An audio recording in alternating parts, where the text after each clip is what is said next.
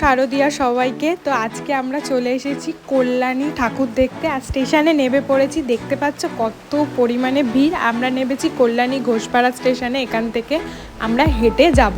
আর দেখো সাথে সাথেই কি কালো অন্ধকার মেঘ করে এসেছে, তার মধ্যেই কত ভিড়। তো চলো আগে ভিড়টা ঠেলে লাইনের দাঁড়িয়ে আগে ঠাকুরের মণ্ডপের সামনে যাই, তারপরে তোমাদের পুরো প্যান্ডেলটা দেখাচ্ছি। তো বন্ধুরা, নিকিতা যেমনটা বললো যে আমরা প্যান্ডেলের সামনে চলেই এসেছি। ওই যে দূরে দেখতেই পাচ্ছ লাইটিংয়ের কারুকার্য কেমন হয়েছে, তোমরা খানিকক্ষণ একটু দেখে নাও যে কেমন হয়েছে।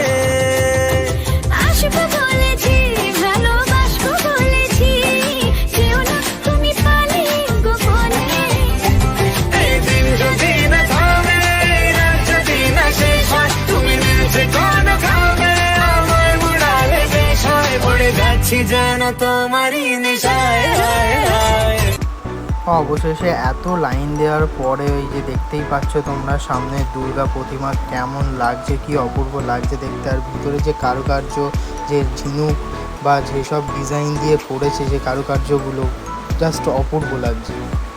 হ্যাঁ, সো বন্ধুরা, আমরা কল্যাণী ITI ঠাকুর দেখার পরে আমরা চলে এসেছিলাম কল্যাণীর রথতলাতে যে প্রেম মন্দিরটা হয়েছিল সেটাই দেখতে।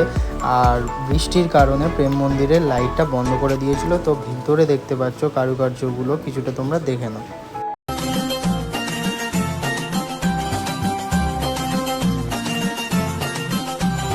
ঢাকের তালে কোমর দোলে খুশিতে নাচে মন। তো বন্ধুরা, ভিডিওটি ভালো লাগলে লাইক, কমেন্ট, শেয়ার করে দেবে আর অবশ্যই সাবস্ক্রাইব করে দেবে। তো চলো ভিডিওটা এই পর্যন্তই, তোমরা সবাই আনন্দ করো। Tata, bye bye.